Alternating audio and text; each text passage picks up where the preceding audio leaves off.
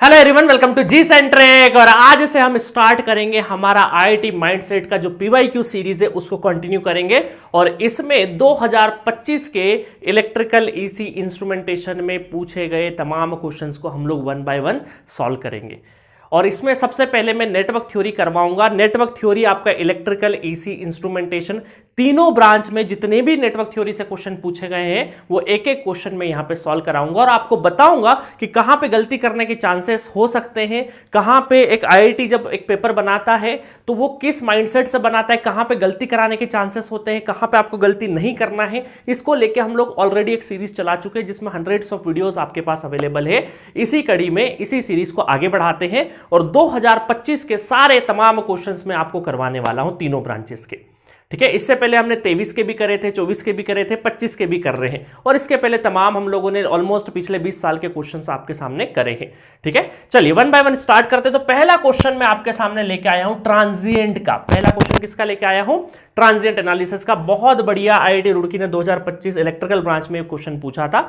बहुत simple question है, बस हड़बड़ी में हो सकता है ये क्वेश्चन गलत करने के चांसेस है और बहुत सारे स्टूडेंट सही करे होंगे, कुछ स्टूडेंट ने हड़बड़ी में कुछ सिली मिस्टेक की वजह से ये क्वेश्चन गलत करा होगा।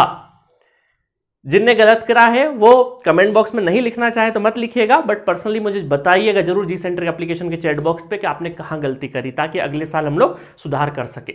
और पर्सनल मेंटरशिप का एक प्रोग्राम भी चल रहा है, जिसको नहीं पता है प्लीज जाके पर्सनल मेंटरशिप प्रोग्राम का वीडियो पूरा डिटेल वाला देखिएगा। नहीं वीडियो मिले लिंक ले लीजिएगा, जी सेंट्रिक ऐप के चैट बॉक्स पे पूछ के टीम आपको लिंक दे देगी। उसमें मैं पर्सनलाइज तरीके से बहुत सारे स्टूडेंट को तैयारी करवा रहा हूं।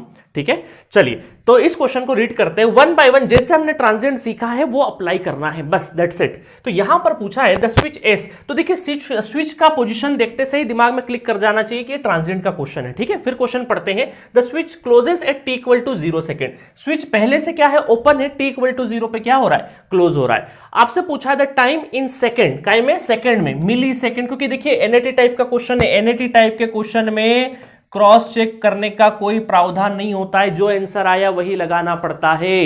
इसलिए शुरू से आप अपनी एक्यूरेसी को मेंटेन करके चलिएगा। जो भी क्वेश्चन सॉल्व करें उसको फाइनल स्टेज तक ले जाएगा और अगर गलत निकल जाए, सॉल्यूशन से मैच नहीं करे, इसका मतलब है कि उस पर स्टार मार्क कर लेना, क्योंकि आपका ब्रेन यहां पे अटक रहा है। ठीक है, इस चीज का ध्यान रखना। तो एनएटी टाइप के क्वेश्चंस में बहुत सिंसियर तरीके से आपको क्वेश्चन पढ़ना है। सेकंड में टाइम पूछा, मिली सेकंड, कई बार ऐसा होता है क्वेश्चंस आए हुए हैं मिली सेकंड में, माइक्रो सेकंड में पूछे गए। The capacitor takes to charge to 50 volt, 50 volt तक चार्ज होने में कैपेसिटर कितना टाइम लगाएगा, ये क्वेश्चन है। ठीक है, तो इस तरह के जो क्वेश्चन है, इस तरह के जो क्वेश्चन होते हैं हमने बहुत सारे करे हैं। सबसे पहले अगर कैपेसिटर के अक्रॉस अगर आपसे वोल्टेज पूछा है, वोल्टेज दे रखा है ना, कि 50 वोल्ट पूछा तो कितना टाइम लगेगा, दैट मींस कि हमें स्टडी स्टेट का जो जनरलाइज एक्सप्रेशन है, जनरलाइज एक्सप्रेशन क्या होता है कैपेसिटर के अक्रॉस वोल्टेज का, ये जनरलाइज एक्सप्रेशन अगर हम देखें तो VC of infinite plus VC of 0 plus minus VC of infinite e to the power minus T by tau, ये एक्सप्रेशन आपको निकालना है। इस एक्सप्रेशन में हम क्या करेंगे? प्लान कर रहे हैं, सबसे पहले क्वेश्चन को प्लान करेंगे। ये एक एक्सप्रेशन पहली चीज तो पता होनी चाहिए। इसमें कई सारे स्टूडेंट कंफ्यूज हो जाते हैं कि सर यहाँ प्लस आएगा, माइनस प्लस। तो याद रखने का तरीका, दो इनफाइनाइट के बीच में एक जीरो आता है ना, याद रखने का तरीका है। चलिए, तो अब आपको इस कैपेसिटर के अक्रॉस का जो वोल्टेज है वो इनफाइनाइट पे और 0 प्लस पे पता करना है, और साथ में आपको क्या है? टाइम कांस्टेंट पता करना है। टाइम कांस्टेंट किस पे निकालते हैं हम लोग? ऑलवेज स्टडी स्टेट की पोजीशन पे निकालते हैं। इतना ध्यान रखना है। फिर हमें क्या करना है? ये सारे जब पता चल जाएंगे तो वीसी ऑफ इनफाइनाइट, हम वीसी ऑफ टी जो है 50 वोल्ट के बराबर पुट कर देंगे, उस टाइम पे टाइम टी निकल आएगा। बस इतना सा काम है। चलिए, इसके लिए हमने क्या सीखा? पूरा ट्रांजिएंट सीखा। उसमें हमने देखा था स्टेप नंबर 1 में। स्टेप नंबर 1 में हम क्या करते हैं? स्टेप नंबर 1 में टी इक्वल टू 0 माइनस पे सर देखते हैं कि कैपेसिटर के अक्रॉस सोर्स लगा हुआ है या नहीं लगा हुआ है। तो कैपेसिटर के अक्रॉस देखिए टी इक्वल टू 0 प्लस पे आपका स्विच क्या है? ये ओपन है। ओपन है दैट मीन्स कि आपका कहीं ना कहीं यहाँ पे 5 फैराड कैपेसिटर उसके अक्रॉस ये 100 वोल्ट की बैटरी का इंपैक्ट आ रहा है। मतलब हम ये बोल सकते हैं ये है हमारा विद सोर्स। क्या है? With source. और विद सोर्स जब कैपेसिटर होता है तो हम क्या करते हैं? कैपेसिटर को क्या कर देते हैं? ओपन कर देते हैं। कैपेसिटर को क्या करते हैं? ओपन कर देते हैं। ठीक है, ओपन करके हम क्या करेंगे? एक सर्किट ड्रॉ कर लेते हैं फटाफट, है ना, ताकि हमें पहले से इनिशियली, मतलब हम क्या कर रहे हैं स्टेप नंबर 1 में कि T equal to 0 minus switch के एक्शन के पहले कैपेसिटर में कितना वोल्टेज है वो पता कर रहे हैं। आई बात समझ में? अभी यहाँ इंडक्टर वगैरह नहीं है, अदरवाइज इंडक्टर में पता करते अगर वो हमारे सर्किट से जुड़ा रहता, तो यहाँ पे तो है नहीं, है ना। चलिए, तो यहाँ पर क्या हो जाएगा देखिएगा, यहाँ पर ये हो गया 100 वोल्ट, ठीक है। कैपेसिटर को ओपन कर दिया मैंने। ओपन करने के बाद स्विच का अभी तो कोई काम ही नहीं, स्विच क्लोज होगा तभी स्विच ओपन है, तो स्विच बनाने की जरूरत नहीं है, मैं नहीं बना रहा हूँ, है ना, मैं नहीं बना रहा हूँ स्विच, क्योंकि यहाँ पे क्या है, ये ओपन है, ओपन ब्रांचेस, दो टर्मिनल बना के कंफ्यूज क्यों होना अननेसेसरी, पता चले उसके अक्रॉस भी वोल्टेज निकाल दोगे, है ना। कई सारे लोग इस तरीके की भी गलती करके आए हैं जिन्होंने मुझे बताया है पर्सनली, ठीक है। तो ये हो गया हमारा 3 एम्पेयर करंट। अब ध्यान से देखिए यहां पर, अब देखो यहां पर अगर आपको नहीं पता है कि क्या है, देखो पोलरिटी अगर नहीं पता है तो पोलरिटी हम अपने मन से इस तरीके से मान लेंगे, क्योंकि हम कॉमन सेंस लगाते हैं कि भाई बैटरी है तो करंट यहां से जा रहा होगा तो प्लस से एंटर करेगा, तो ये हमने कॉमन सेंस लगा लिया है। अदरवाइज जो पोलरिटी जो गिवन होगी वही हमें लेना है, ठीक है। चलिए, तो यहां पर क्या हो जाएगा, यहां पे VC0 माइनस आपको निकालना है। अब ध्यान देना, अब हमारा क्या है, ट्रांजिएंट का रोल खत्म, अब बेसिक केवीएल केसीएल चल रहा है। बेसिक केवीएल केसीएल में हमने क्या देखते हैं, देखने हैं कि यहां पर 0 एम्पेयर करंट जाएगा, करंट तो कुछ भी नहीं जाएगा, है ना, क्योंकि ये क्या है, ओपन हो चुका है, ओपन हो चुका है, करंट नहीं जाएगा। ये 3 एम्पेयर का करंट, जब इधर करंट 0 एम्पेयर जा रहा है, इधर से 3 एम्पेयर आ रहा है, तो ये 3 एम्पेयर तो क्या होगा, अपने ही इस पाथ में ट्रेवल कर, इसी लूप में ट्रेवल करता रहेगा। तो इसका मतलब ये मान के चले कि यहां का वोल्टेज अगर हम देखें तो प्लस से एंटर करता है, तो यहां पे वोल्टेज निकाल ले, तो रजिस्टर अवेलेबल है, तो है ना, V equal to I into R, 25 into 3 75, 75 हो गया, 75 हो गया। एक रजिस्टर भूल गए क्या? बिल्कुल भूल गए सर, रजिस्टर भी लगा देते फटाफट। यहाँ पे एक रजिस्टर भी है, कितना है, 2 ओम का, ठीक है। तो ये एलिमेंट लगाना कई बार भूल जाते हैं स्टूडेंट, ठीक है, ध्यान रखना। अब देखिए यहाँ पर 0 एम्पेयर 0 एम्पेयर, इसका मतलब इसके अक्रॉस तो वोल्टेज क्या आएगा, 0 वोल्ट, क्योंकि करंट 0 एम्पेयर है ना, इस लूप में करंट क्या है, 0 एम्पेयर है। अब आपको अगर ये वोल्टेज निकालना है तो केवीएल घूम सकते हो, केवीएल घूम सकते हैं, है ना। इस तरह के हमने तमाम क्वेश्चन करें, केवीएल इस तरीके से केवीएल लगा देंगे, इस तरीके से केवीएल लगा देंगे। तो बाद वाला साइन लेता हूं मैं, 100 माइनस VC0 माइनस 75, है ना।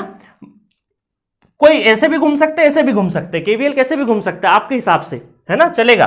तो मैं ऐसे घूम के बाद वाला साइन ले रहा हूं, बाद वाला -75, और ये तो 0 है, लिखने की जरूरत नहीं है। तो कितना हो गया, 100 में से 75 गया तो 25, VC उधर चले जाएगा, मतलब इस साइड में लिख लेता हूं मैं, उधर चले गया तो ये हमारा 25 वोल्ट आ जाएगा हमारा क्या, VC0 माइनस। और कैपेसिटर क्या करता है, सडन चेंज ऑफ वोल्टेज को अलाउ नहीं करता है, दैट मीन्स कि ये VC0 प्लस पे भी क्या रहेगा, वही वोल्टेज रहेगा। तो इसका मतलब देखो, ये बड़ी एक्सप्रेशन में से VC0 प्लस तो हमारा निकल गया है 25 वोल्ट, है ना, 0 माइनस 0 प्लस पे सेम ही रहेगा। अब क्या मुझे सेकंड स्टेप करने की जरूरत है क्या? नहीं जरूरत है, क्योंकि 0 प्लस वाली कंडीशन तो मैं यहीं पे निकाल के लेके आ गया। सेकंड स्टेप मुझे जरूरत नहीं है, लिखने की जरूरत नहीं है, तो मुझे स्टेप नंबर सेकंड की जरूरत नहीं है। डायरेक्टली मैं क्या करता हूं, स्टेप नंबर 3 पे आता हूं, स्टेप नंबर 3 पे आता हूं। क्यों जरूरत नहीं मुझे स्टेप नंबर 2 की, क्योंकि मुझे 0 प्लस पे सारा का सारा मामला पता है ना। तो स्टेप नंबर 3 की बात करें, T equal to infinite, T equal to infinite, T equal to infinite पे आप सर्किट देखते हैं। T इक्वल टू इनफाइनाइट पे आप देखिए कि ये स्विच क्या हो जाएगा, क्लोज हो जाएगा। ये स्विच क्लोज होने के बावजूद क्या कैपेसिटर विद सोर्स कहलाएगा, बिल्कुल विद सोर्स कहलाएगा, क्योंकि ये वाला वोल्टेज तो हमेशा एक्ट करेगा। तो हम क्या बोलेंगे, कैपेसिटर अभी भी क्या है, विद सोर्स है। और विद सोर्स होता है, विद सोर्स अगर होता है ना, विदाउट सोर्स होता है क्या होता, सोर्स फ्री कंडीशन हो जाता। विद सोर्स है तो यहाँ पे क्या हो जाएगा, कैपेसिटर क्या हो जाएगा, अगेन ओपन सर्किट हो जाएगा, ओपन सर्किट, है ना। Just common sense, T equal to 0 में बहुत पहले बहुत बाद में स्टेडी स्टेट पे कैपेसिटर ओपन रहता है अगर सोर्स है तो, और सोर्स ही नहीं है तो फिर तो सोर्स फ्री रह जाता है। चलिए अब देखते हैं यहां पे, अब यहां पे अगर देखें तो इनफाइनाइट पे कैसे बनाएंगे, देखना इनफाइनाइट पे दैट इज 100 वोल्ट, ठीक है। और ये हमारा, और ये अब हमारा स्विच क्लोज हो चुका है, स्विच क्लोज हो चुका है। तो ये मैंने स्विच का बना दिया टर्मिनल, ताकि आपको याद रहे यहाँ स्विच है, और ये रजिस्टर, और यहां पर अब आपका है 3 एम्पेयर करंट, ठीक है। और ये हमारा 25 ओम। चलिए अब देखिएगा ध्यान से, बहुत बढ़िया तरीके से, ये हो गया हमारा VC of infinite, VC of infinite. अब समझना, ये जो 3 एम्पेयर का करंट सोर्स है ना, अब इसको लीस्ट रजिस्टिव पाथ यहां मिल रहा है, तो ये इधर से होते हुए इधर से चले जाएगा, सारा का सारा यहां पे पास कर जाएगा, इसमें करंट नहीं जाएगा। बट खैर हमें वहां से कोई लेना देना नहीं, तो 3 एम्पेयर करंट पूरा का पूरा यहीं से बाईपास कर जाएगा, यहीं से बाईपास कर जाएगा। अब यहां पर देखें तो यहां पर अभी भी क्या ओपन हो गया, तो 0 एम्पेयर करंट है, इधर तो 0 एम्पेयर करंट है। इसका मतलब यहां पर तो ये हमारा क्या है, सिर्फ ब्रांचेस है, ये 2 ओम रजिस्टर है, तो यहां पर भी 0 वोल्ट क्योंकि करंट ही नहीं है। तो अगर हम इसमें केवीएल घूमते हैं तो केवीएल अगर घूमेंगे तो सिर्फ और सिर्फ हमारे पास 100 minus VC of infinite equal to 0, तो वीसी ऑफ इनफाइनाइट कितना हो गया, 100 वोल्ट हो गया। ठीक है, 100 वोल्ट हो गया। तो चलो वीसी ऑफ इनफाइनाइट भी आ गया, वीसी ऑफ 0 प्लस भी आ गया। आप टाउ भी निकाल लेते हैं, स्टडी स्टेट का सर्किट बना हुआ है। तो देखिए स्टडी स्टेट पे सर्किट जब बना हुआ है ना, तो यहां पर आप देखो इसमें क्या करते हैं, जब स्टडी स्टेट पे पहुंच गया मतलब स्विच क्लोज हो गया, तो हमें पूरा नेटवर्क में ये जो इंडिपेंडेंट सोर्सेस है ये क्या करते हैं, हम लोग वोल्टेज सोर्स को शॉर्ट कर देंगे, करंट सोर्स को ओपन कर देंगे। तो देखो स्टडी स्टेट पे टाउ के लिए सर्किट ऐसा बन जाएगा, शॉर्ट हो गया है ना, यहां पे कैपेसिटर है तो यहां कैपेसिटर को हटा लेंगे और वहां से देखेंगे इक्विवेलेंट रेजिस्टेंस कितना है। ठीक है, तो ये हो गया हमारा स्विचेस का, यहां पर कितना है 2 ओम रजिस्टर। ठीक है, और इसके अलावा फिर यहां पर है आपका 25 ओम, और यहां पर ये हो जाएगा ओपन सर्किट, यहां पे ओपन सर्किट हो जाएगा। अब यहां पे बहुत सारे स्टूडेंट कंफ्यूज हो जाते हैं। देखिए ये ऑलरेडी मैं इक्विवेलेंट सर्किट में आपको सारी चीजें पढ़ाया हूं, अब ध्यान से देखना। अब यहां से अगर आपको इक्विवेलेंट यहां से झांक के इक्विवेलेंट रेजिस्टेंस निकालना है तो मुझे बताइए, करंट फ्लो करवाया, जितना करंट फ्लो किया, और ये करंट तो यहां पर क्या है, शॉर्ट सर्किट पाथ है, तो ये वापस से करंट यहां से ट्रेवल करते हुए आ जाएगा। क्या इसमें करंट फ्लो करेगा क्या, नहीं, इसमें कोई भी करंट फ्लो नहीं करेगा, क्योंकि इसके पैरेलल में है ना शॉर्ट सर्किट ब्रांच, अगर मतलब एक जहां पे हमारा आपको डिफरेंस बताया था ना डमी वायर और शॉर्ट सर्किट में क्या अंतर है, तो ये क्या है हमारा एग्जैक्टली पैरेलल है, तो ये क्या हो जाएगा हमारा, ये शॉर्ट सर्किट वायर है, तो सारा करंट यहां चले जाएगा, इसमें करंट ही नहीं जाएगा, तो इसको जिस ब्रांच में करंट नहीं जाता है उसको हम लोग आर इक्विवेलेंट में नहीं लेते हैं, तो ये आपका काउंट नहीं होगा। तो सिंपल आर इक्विवेलेंट यहां से आर इक्विवेलेंट 2 ओम ही रहेगा। ठीक है, और कैपेसिटेंस तो एक ही है, तो 5 कितना है, 5 फेराड कैपेसिटर है, तो टाइम कांस्टेंट कितना हो जाएगा, आरसी हो गया, मतलब 2 × 5, मतलब टाइम कांस्टेंट कितना हो गया, 10 सेकेंड का टाइम कांस्टेंट हो गया।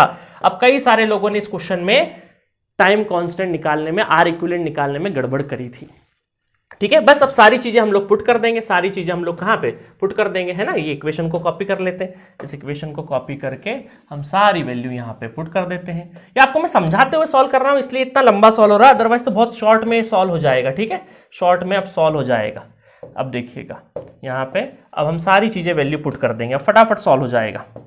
देखिएगा तो यहां पे ये 50 वोल्ट हो जाए तब हमें वीसी ऑफ इनफाइनाइट कितना है, वीसी ऑफ इनफाइनाइट 100 प्लस ये 25 माइनस 100 और e to the power minus T by tau, मतलब जो कि 10 सेकेंड है। तो यहां से आप देखो 50, ये 100, ये हो गया minus 75 e to the power minus T 10 by minus T by 10, है ना, तो ये इधर आ जाएगा, तो ये कितना हो जाएगा, ये हो जाएगा आपका 50 माइनस 50 और माइनस 75 पहले से e to the power minus T by 10, तो यहां से क्या हो जाएगा, ये कैंसल आउट, तो यहां से 50 divided by 75 equal to e to the power minus T by 10, तो 25 दूना 50, 25 3 75, 2/3 मतलब ln 2/3, e इधर आएगा तो ln में कन्वर्ट हो जाएगा माइनस टी बाई 10, और ये होगा तो ये माइनस में 1 से छोटी वैल्यू होती तो माइनस में हो जाती है, तो माइनस 0.405 हो जाएगा माइनस टी बाई 10, और 10 का मल्टीप्लाई इधर होगा तो t इक्वल टू आ जाएगा 4.05 second is the answer. 4.05 second के बाद इतने टाइम तक अगर हम लोग चलाएंगे तो हमारा 50 वोल्ट क्या हो जाएगा, इसके अंदर स्टोर हो जाएगा। ठीक है, तो फिर ये आपका टाइम का आंसर क्या आ जाएगा 4.05। जो आंसर की ऑफिशियल आंसर की है उसमें जो रेंज है 4.0 से लगा के 4.2 के बीच में रेंज है। ठीक है, तो ये रहा आपका पूरा सॉल्यूशन इस ट्रांजिएंट के क्वेश्चन का। आपको समझाने के लिए इतना टाइम लगा, अदरवाइज ये बहुत ही जल्दी हो जाएगा अगर आपने प्रैक्टिस करी होगी तो। हमने तो इससे भी टफ क्वेश्चन प्रैक्टिस करे। अब देखो फंसाने वाली चीज कहां हो सकती है, गलतियां कहां कहां हो सकती है एक स्टूडेंट से। पहली गलती तो ये हो सकती है कि यहां पर ये जो कैलकुलेशन कर रहे हैं ना, 100 में 75 गया तो 25 आया, 25 के जगह डायरेक्ट 75 कर दिया, तो कई बार ये स्टेप ना लिख के डायरेक्ट वो मन में कैलकुलेट करता है, तो यहां वीसी, बहुत सारे स्टूडेंट ने वीसी 0 माइनस ही गलत निकाल लिया होगा। एक तो यहां पे फंसने के चांसेस है, दूसरा फंसने का चांस है कि आर इक्विवेलेंट निकालते टाइम पे गलती करी होगी।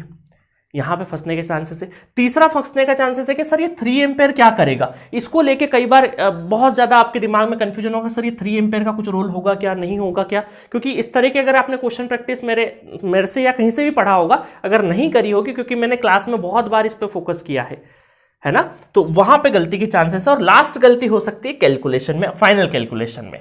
ठीक है, ये 3-4 जगह है जहां पे गलती होने के, बहुत ही आसान क्वेश्चन है बट फिर भी बहुत सारे लोगों ने इस क्वेश्चन में गलती करी, और जिनने गलती नहीं करी उनने ये क्वेश्चन डेफिनेटली बनाया होगा, जिसको उसका मार्क्स भी मिला होगा। 2 नंबर का मेरे ख्याल से क्वेश्चन रहा था। ठीक है, चलिए, तो एट दिस नोट आंसर आ चुका है।